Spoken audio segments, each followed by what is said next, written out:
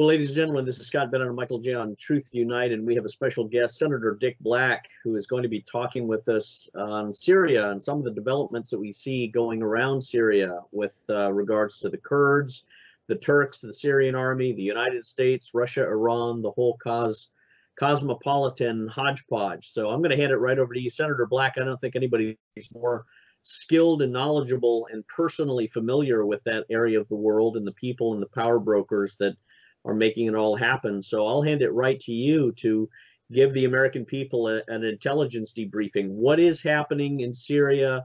How is it going to unfold? What is the right way for President Trump to begin to manage this situation? Go ahead, sir. Well, President Trump has pulled off an enormous coup. He has basically checkmated the deep state. Now, what happened is he cut a deal with Erdogan of Turkey, and he said, "Look," he said, "I'm getting these troops out of here," and he pulled troops off of portions of the border. The Turks, I mean, Erdogan had already threatened. He said, "Look," he said, "I am coming in there." He says, "I hate the Kurds. I view them as terrorists."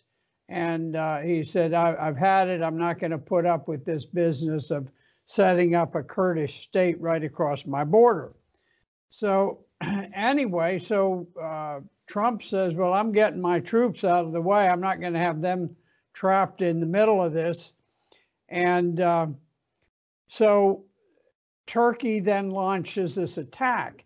Now, it's not an attack of Turkish troops. It's mercenary jihadists who are they're essentially the same as Al-Qaeda, the ones who brought down the Twin Towers with the jets on 9/11, but they're all kind of interchangeable. These are called the Free Syrian Army, very vicious, very brutal people, and so they swarmed across the border, and they began wherever they would catch the Kurdish forces, the SDF Kurdish forces, they just kill them while they're all yelling Allah Akbar, and they'd have some poor guy who's crouching down on the ground, they just blow him away.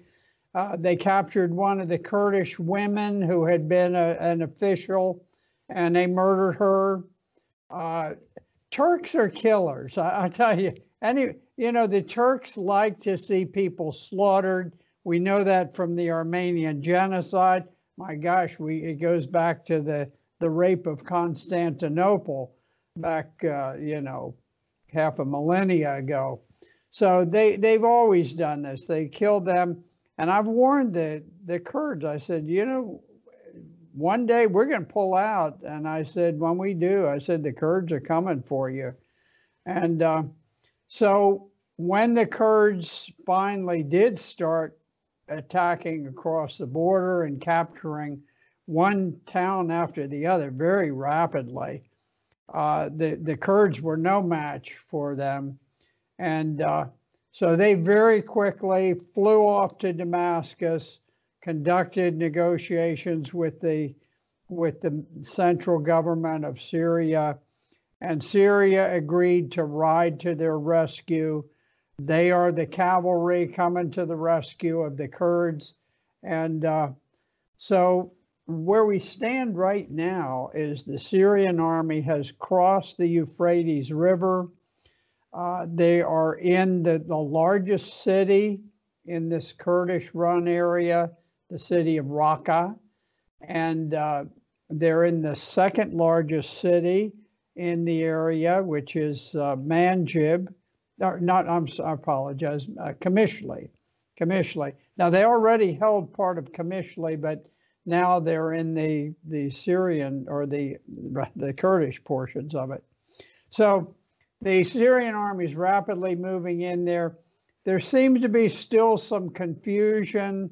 Hopefully it's not a matter of side deals, but the Americans are still blocking the access of the Syrian army, which is coming to rescue the Kurds, blocking the Kurds from any rescue, and leaving them at the mercy of the Turks in Manjib and also in Kobani. Two very important places. Kobani is kind of it's a very special place for Kurds because that's the city where they first waged a very heroic defense, and they defeated ISIS in the first major defeat that it ever suffered. And Manjib is an important road hub, and a number of very key roads flow in and out of Manjib. So if the Syrian army can get there before the Turks, then the chances are they'll hold it, and Turkey may be a little reluctant to even go in. Hopefully they will be. We don't need any more bloodshed. But that's where we stand right now. There is jubilation all over this northern Syrian area, formerly, well, still held by the Kurdish government, but they realize that, with the Syrian army returning there, that the Kurdish government will fade away fairly quickly. And there's some indication that there's already been an agreement that the Syrian Defense Forces, which are the Kurds, will fold into the Syrian army, and that this experiment with secession will end. It's kind of odd that the United States, which displays such enormous hatred towards the South because it's seceded, is over there in Syria, and we're telling them secede. And when you do take the major agricultural wealth and the major oil production of Syria and steal it for yourselves. And, it's interesting, the Syrian area, I caution them, and it was on a headline that was published in the Syria Times, and it says, Senator Richard Black to the Syrian Times, : and my quote is, U.S. plan to establish a Kurdish nation north of Syria is doomed to failure. And it's failing, it's collapsing right at this moment.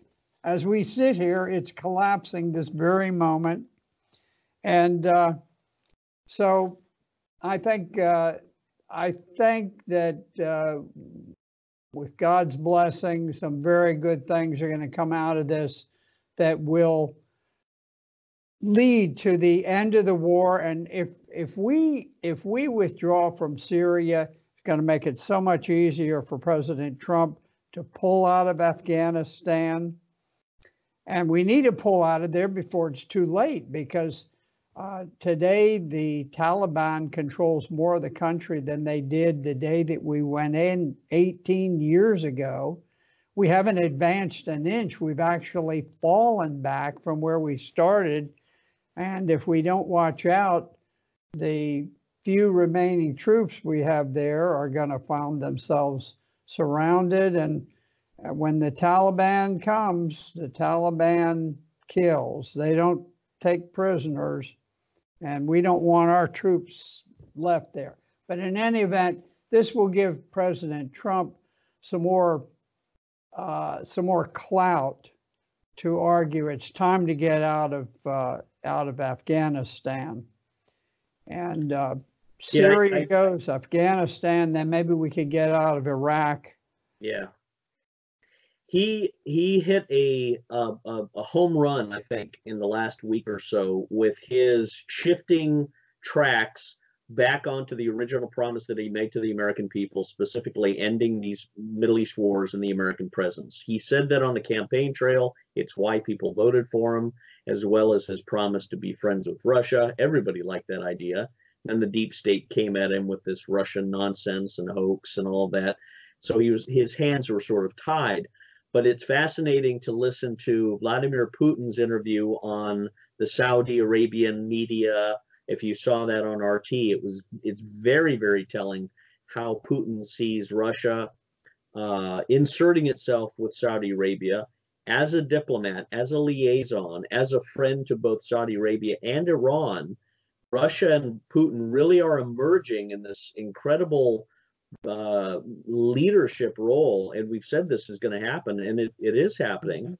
But Trump is back on track, I think, with firing our favorite idiot, John Bolton, thank God, and saying these Middle East wars are the worst thing that we've ever done. These were complete wastes. And he is so correct. Yeah. And everybody applauds him now. And now he's, by doing this removal from Syria, here's what I hope. I hope the Turks are just full of bluster. They're going up, they're punching the Kurds in the nose to knock them on the ground, but they're going to say, okay, are we at peace? Have you had enough? Are you going to behave yourselves? Are you going to be under the control of Syria? Or do we need to get really bloody?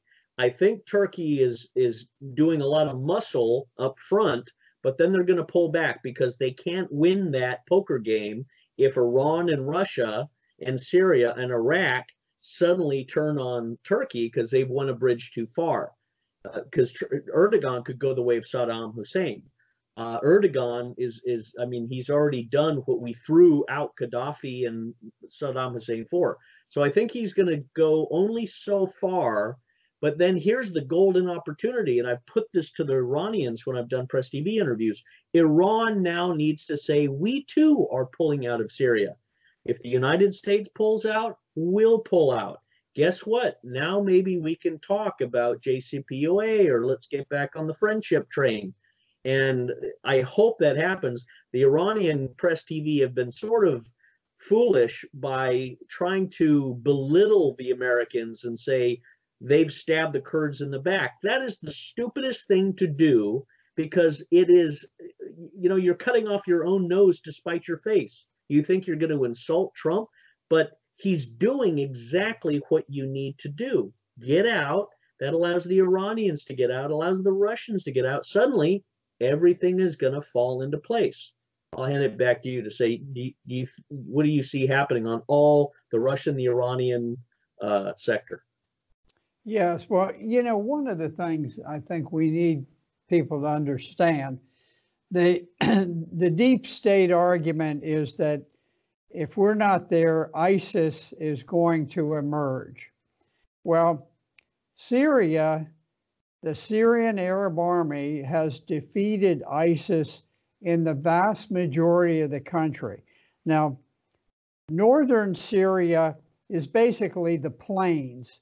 It's easy to fight. It's easy to win victories if you've got air power. And so the Kurds lost about 11, 12,000 soldiers killed.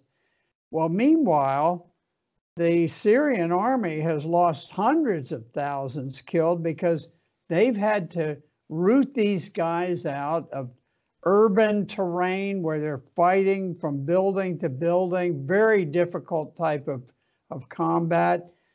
They've been fighting in mountains. There were some mountains that they fought a very difficult battle over. It was in southern,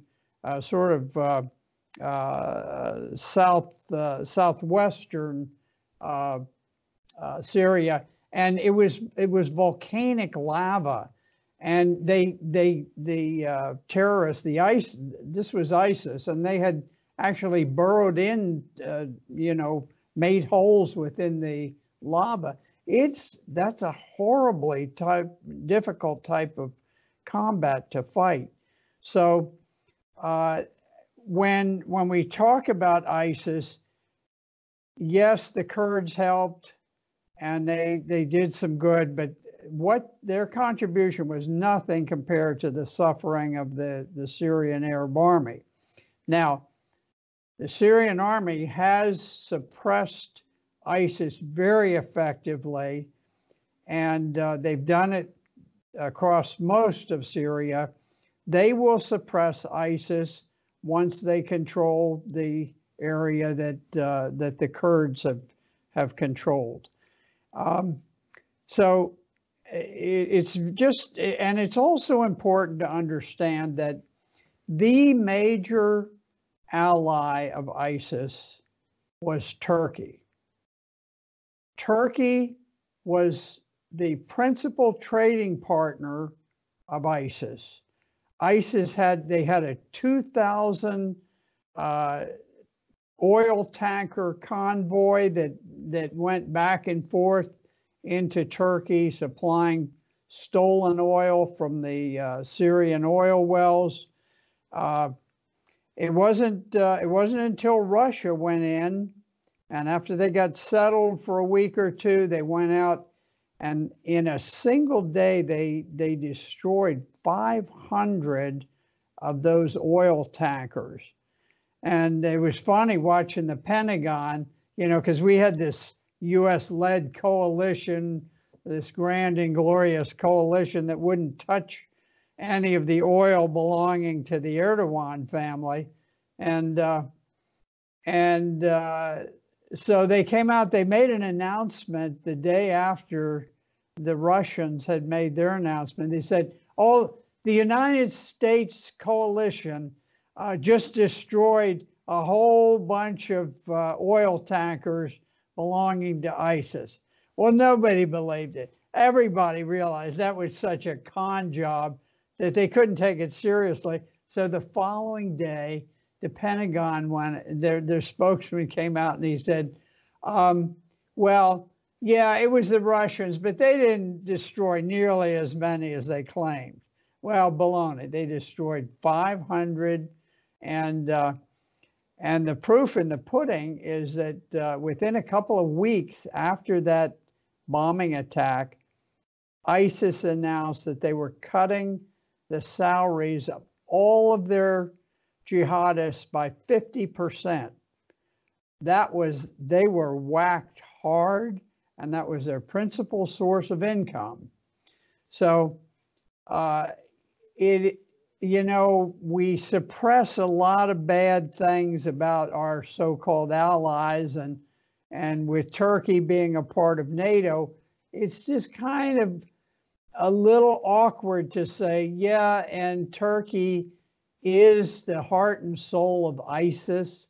They train people in Turkey, they send them across. So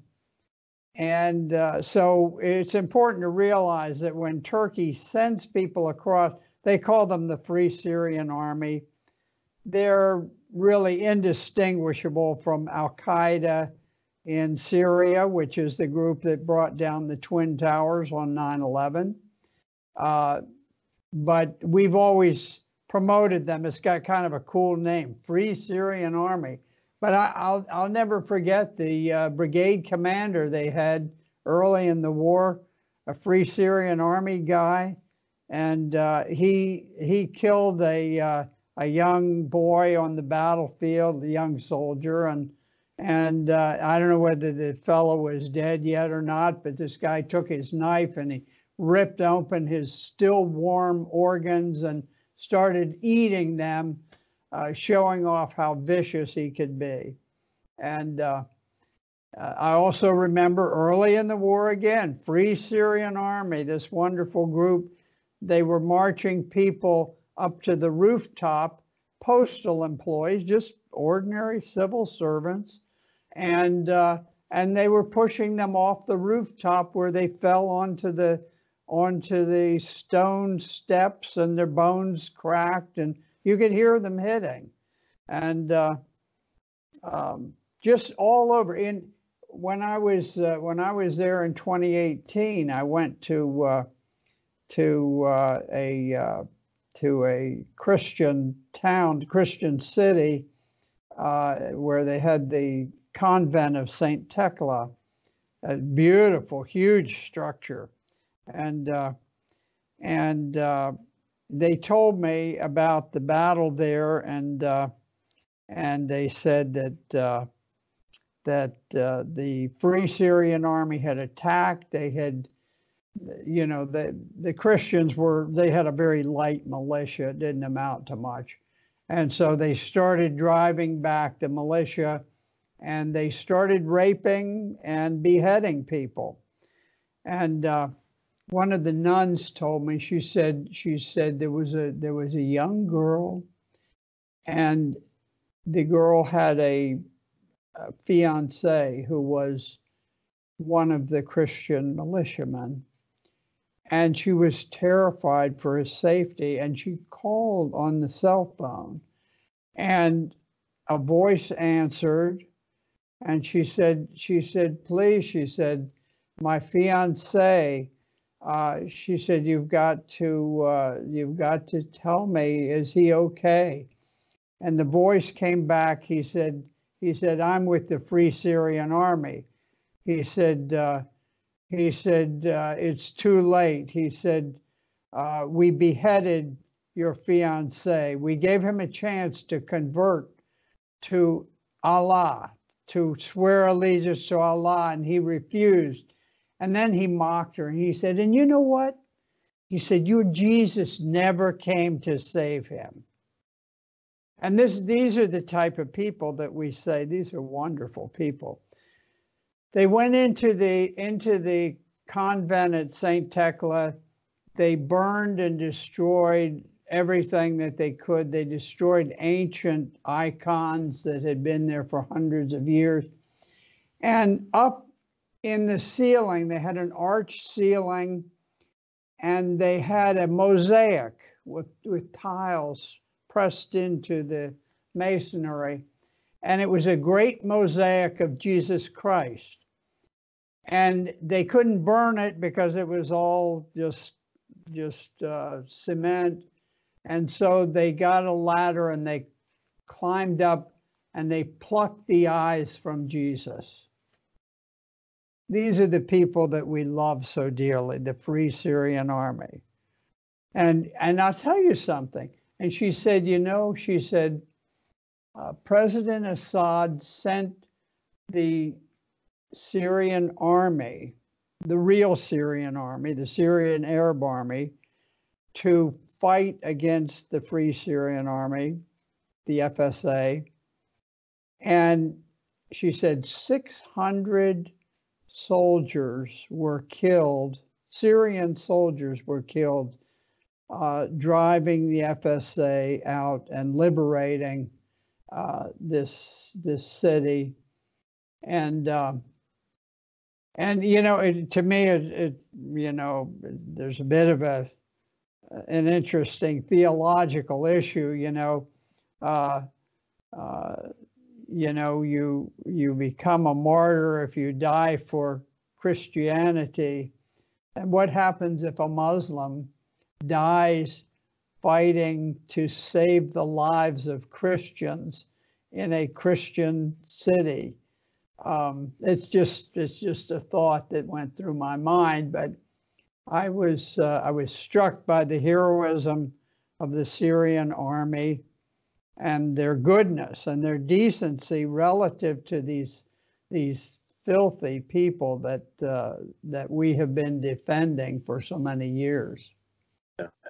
Yeah, and it's the same thing that was expressed by Rouhani when he was doing the interview with Chris Wallace. He had pointed to not only Turkey, but he had said Netanyahu and the Israelis are providing these ISIS, Daesh mercenaries with weapons, with hospital healing, with medical treatment. Didn't you know that, Mr. Wallace? And Chris Wallace about swallowed his tongue, but it's such a deception and such a level of ignorance that and Rouhani actually said that. He said, if the American people knew what we know, which was that the Israelis and the Turk and the Americans are the ones who've been supporting the most profane monsters and perverts of Islam, they wouldn't have anything to do with it. The American people would be outraged. So we see a major shift beginning to happen back to balance, and it's very sad, but it's also tragic because as good as it is for the president to be removing us and to be defining himself as honoring his original pledge and ending these wars and pulling America out, we've lost all credibility, I think, in the Middle East. There's nothing that we've done that's positive. There's no country that should trust us. And we see, the Ukraine hoax against President Trump and the neocons and all of them desperate to try and keep America there. But the American people are on his side. But the cost of this is staggering, because look at Saudi Arabia, and you look at Russia, and you look at Iran, you look at Syria, look at Iraq, and you wonder, are we even going to be welcomed in Qatar? Are we going to have a presence there anymore? Or is it a matter of time before we are pushed out because of the betrayal that we've done? And I know Trump has blamed Obama, as he should. This was Obama, Hillary Clinton, murder and savagery and globalist interventionist operations that he has stopped. But how do you see America, I'd say, in the next year or two, if Trump stays in, how do you see all of this unfolding with regards to our position in the Middle East, our foreign policy over there? Well, I think definitely our power is ebbing in the Middle East, but it is not ebbing because of Donald Trump. It's ebbing because we have failure after failure. If you look at Afghanistan, where the Taliban now controls more of the country than it did the day that we landed the first soldier or Marine in that country. And here, 18 years we've fought, and we have less than we started with. And so you look at that failure. You look at Libya, where we took the wealthiest country in North Africa, our strongest ally in the war on terror. This was a country that they had 149 tons of gold, 2,000 tons of silver, $500 billion in euros and cash equivalents, looted. It was like a swarm of vultures. The United States, Great Britain, France, and who knows all. Turkey was in there, and the gold is gone, the silver is gone, the cash is gone. This wasn't Colonel Gaddafi's money. He actually was a relatively egalitarian guy. He wasn't building Swiss bank accounts. Who knows whether he may have had something, but this was the treasury he built up for the country. It was for the people. And in fact, Colonel Gaddafi had made a pledge. Now, he was a socialist, but different countries need different things. And the Libyan people, when he took over, they were all living just in cartons and boxes and hovels. And he made a pledge to the people. He said, I will put every Libyan in a home. Everyone will have a regular structure that they live in, a house or an apartment. And as he proceeded, he was making tremendous progress.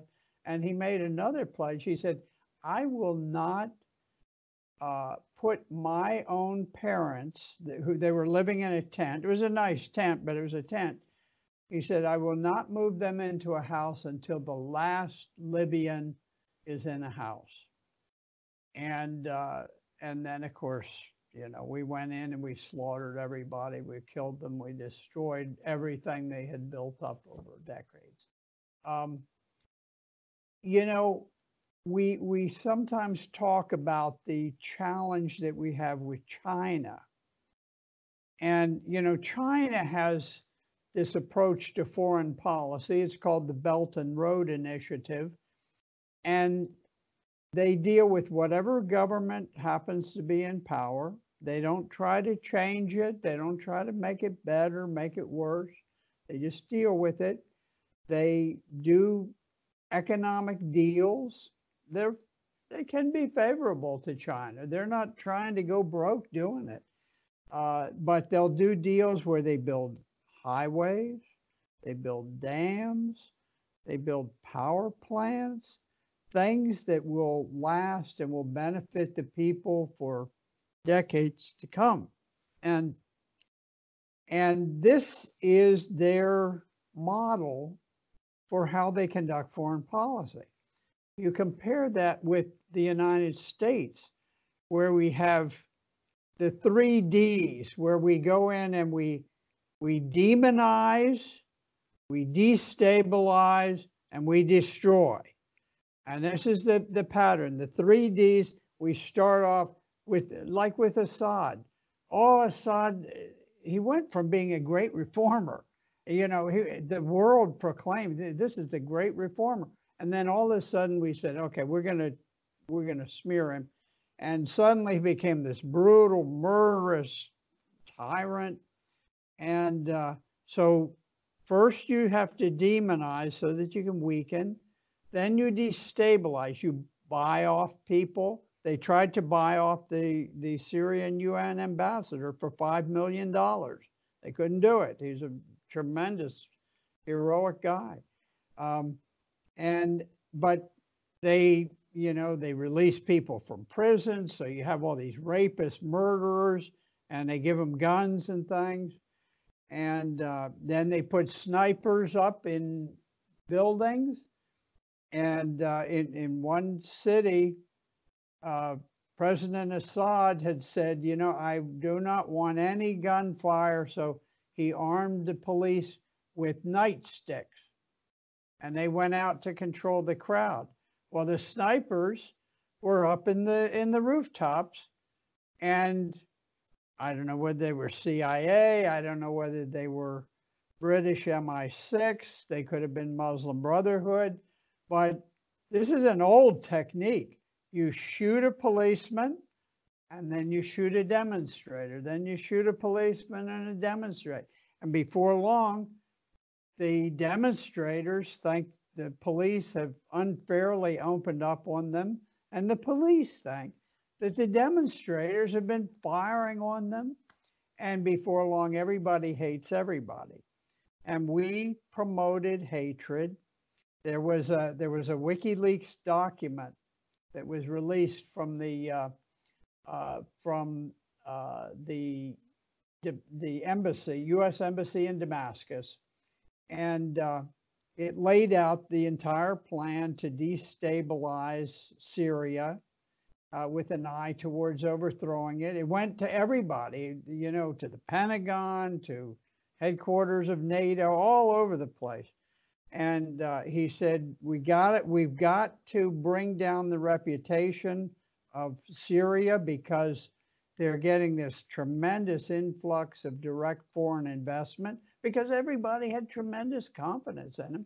And the other thing, which was so dark and so sinister and foreboding, they said, we can play on the traditional irritation of Sunni Muslims with Shia Muslims. And we will convince the Sunnis that the Shia are evangelizing and they're converting people to Shia Islam. Now,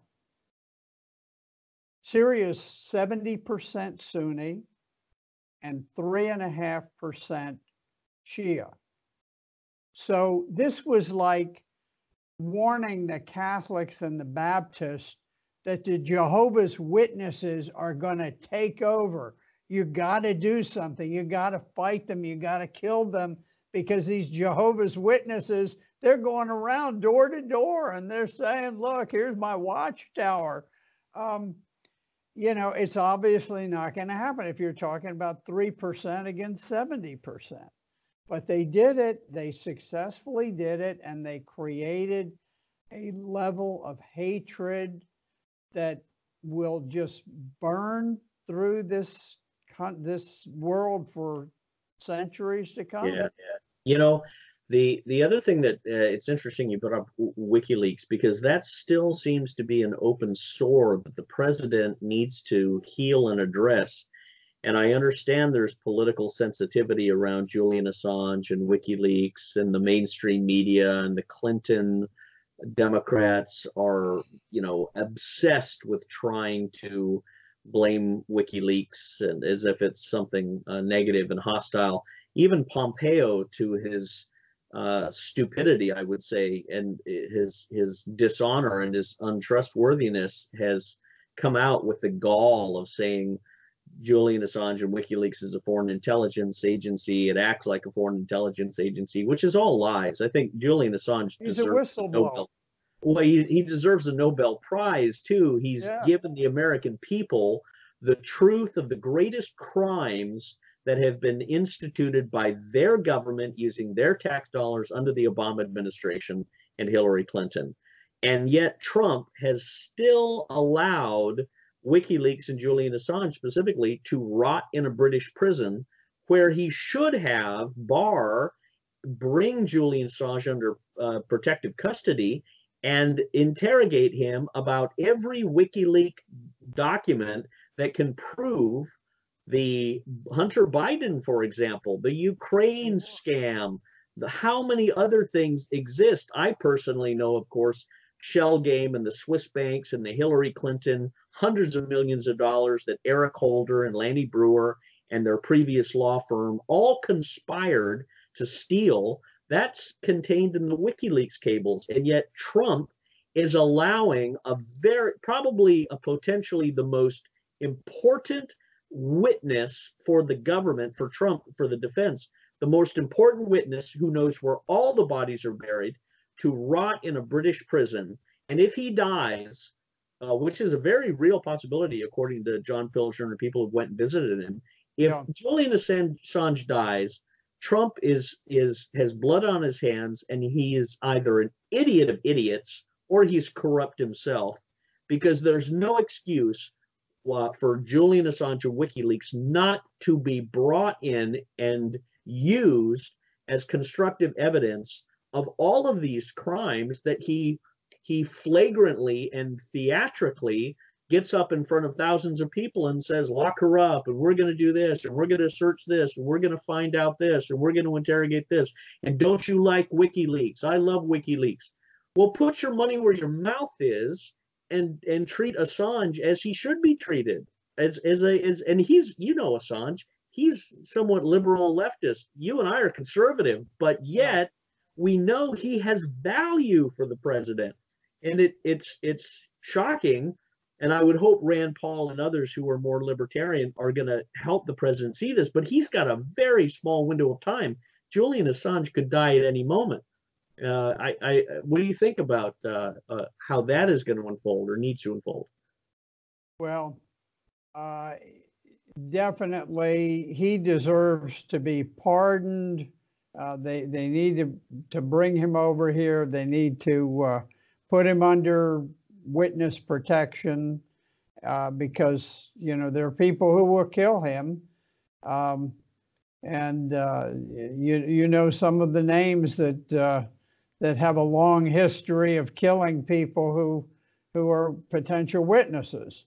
And so they need to do that. Now, the thing that was so vital with him is that until he came along, it was so easy for the CIA or the State Department to hear somebody who would lay out the case just as you and I are doing, and they'd blow him off. They'd say, he's a conspiracy theorist. Well, I'm not a conspiracy theorist. I just study incessantly open source intelligence, and I know you do too. And we both have, a sort of intelligence background. So by having WikiLeaks documents, all of a sudden you have the hard copy proof of what you're saying. So when they say, oh, you're just a conspiracy theorist, you say, no, here's the document from the US Embassy in Syria. And here's where it lays out how they're going to smear the government. Here's how it lays out that they're going to create this terrible hatred between Shia and Sunni that didn't exist before. And all of a sudden, well, okay, well, maybe you're not a conspiracy theorist. Maybe I just disagree with you, you know. But it has given power to people like us who learn the truth, and we learn from the WikiLeaks documents. We review them, and all of a sudden we say, "Wow, this is really an eye opener." And so, yeah, Assange, he is the premier whistleblower of all times. There's never been a greater whistleblower. Snowden is another one. He's a guy who just said, you know, if the people of this country recognize how this secret government is usurping their Fourth Amendment rights, they would never put up with it. Yeah. And you know, it was interesting too when you look at a lot of the intelligence stuff. You and I picked this up, but the mainstream media and Hannity are barely able to catch this. But one of the pieces of intel that I saw that makes this whole Ukraine gate Biden connection become crystal clear is this: Biden was working with USAID when he was vice president on the energy revitalization of Ukraine. Well, USAID is CIA. So here's Biden working with CIA, USAID on the Ukraine energy. He slips his son in for a cushy job, and then the CIA guy comes out against Trump and says he's a whistleblower and writes all this nonsense up. Well, it's because they're all connected: CIA, USAID, Biden, and also John Bolton is in the mix here, because it was when Bolton left, yes, Trump started to get back to his first love, that all hell starts breaking loose. So Trump really needs to recognize there are enemies in his camp that are looking to harm him and scalp him and remove him and hope and probably try and set up Pence to take over for him. So what do you think the president needs to do moving forward with all of this, because he's in campaign mode now? Well, he is. I think that when he holds these rallies and he gets out there, you know, they always say, well, the president's got a big megaphone. Well, this president has a monstrous megaphone. He's unstoppable. He is fabulous. And you know, somebody raises an issue and he goes after them tooth and nail. Now, you know, Joe Biden, if they hadn't tried this Ukraine hoax, nobody would even know how corrupt he was. And, you know, his son now says, oh, well, I'm going to resign from my board seat. You know how much he was making? They first started, they said, oh, it's $50,000. Then they said, oh, it's $50,000 a month. Then they said, oh, it's $167,000 a month. Now, you know how much $167,000 a month amounts to? $2 million a year. It's just over $2 million a year. This is for a guy who gets a waiver to get into the Navy so that he can have some political credentials and they can move him up in the world like you and I could never do, you know. But the problem is that the guy's a drug addict. He's a druggie. He's on cocaine, and he can't stay off cocaine long enough to get tested for the Navy. They give him the boot. So here's a guy who's booted out of the Navy for drug abuse, and all of a sudden he's sitting on a board. He's raking in $2 million a year. And he knows nothing about what he's doing, but he's got a powerful daddy, And when his company is being investigated, his daddy flies into the Ukraine and he tells them, you know what, your economy is going to collapse if we don't give you this jolt of foreign aid. I don't know what it was, $1 billion, $2 billion, I don't know what it was. But he said, I'm going to withhold it. You better fire that prosecutor. And then what a dimwit.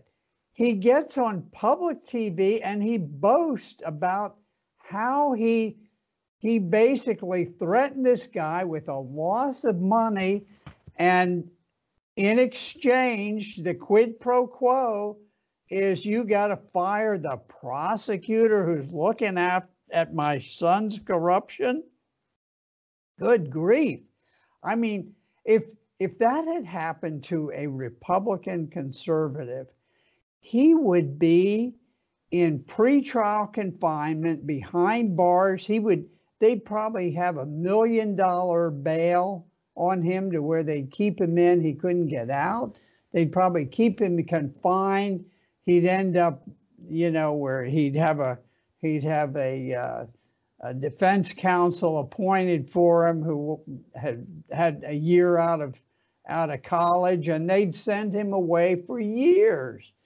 But he's Hunter Biden, and I can't swear that he's committed crimes, but you talk about the appearance of impropriety and how a federal official like Joe Biden must avoid even the appearance of impropriety if sitting up there and boasting about getting rid of the prosecutor who was investigating your son's company.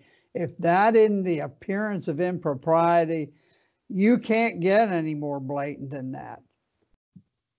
Well, I think Trump has definitely made a turn, and I think his appearance on the Value Voter Summit was fabulous with Tony Perkins, our mutual friend up there. I think Tony Perkins and Heritage Foundation and all of these conservative groups really need to help Trump chart the next path to get good people, not establishment Republicans, but very good conservatives on his team to develop his message over the next year. And I've said before, I think you need to be tapped by the president to be on his team when you leave the Senate, because there's no one that has better credentials in conservative philosophy than you. And President Trump needs that desperately, because he's got so many fools up there who are telling him to have the homosexual rainbow flag on the embassy of Venezuela and bombing Syria and firing missiles and all of these ruinous sanctions against Russia, making, and Putin is very patient, and he knows that it's the domestic deep state that is preventing a friendly Russian-American relationship, but that needs to be replaced. That the greatest victory would be for America and Russia to really unite in a friendship that we haven't seen since 1776. And I think that's coming, but he needs people like you on there. And I'll lastly say Mike Flynn, I think, is going to be coming back. I've talked with Sidney Powell. I've briefed her and given her all of my material. She knows the deep state corruption. He's going to be free. And I think you're going to have people come back into the Trump team. Flynn, who knows what, Manafort, but all of these people that have been hit, I think all of that is going to be reversed and thrown out. And these Democrats are going to destroy themselves. They have lost. They're like Nebuchadnezzar eating grass for 7 years in the Bible. They've lost their minds, but, praise God, our prayers are being answered. I'll let you comment before we close. I know you have to go. They are. And you mentioned Michael Flynn.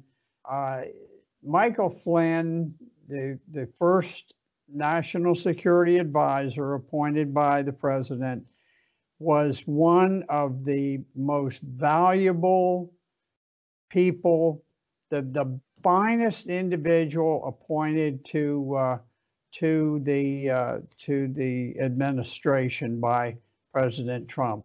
And it was no accident that he was the first one taken down because he knew where all the skeletons were buried. He was honest. He was moral. He was decent. And those are the kinds of people that end up in federal court, is the people who are good, decent, and honest. And those who are crooked, deceitful, scheming, conniving, murderous people, they can walk in and out of federal courtrooms and nobody cares. Oh, how are you, Mr. Senator? We love you here. But Michael Flynn, it was just atrocious what they did to him, and I think he's going to make a comeback. Well, Senator Black, it's been an honor to have you with us, and I will give you the last few minutes to make a closing statement on where we're going and give people your website and how they can follow you. Go ahead, sir.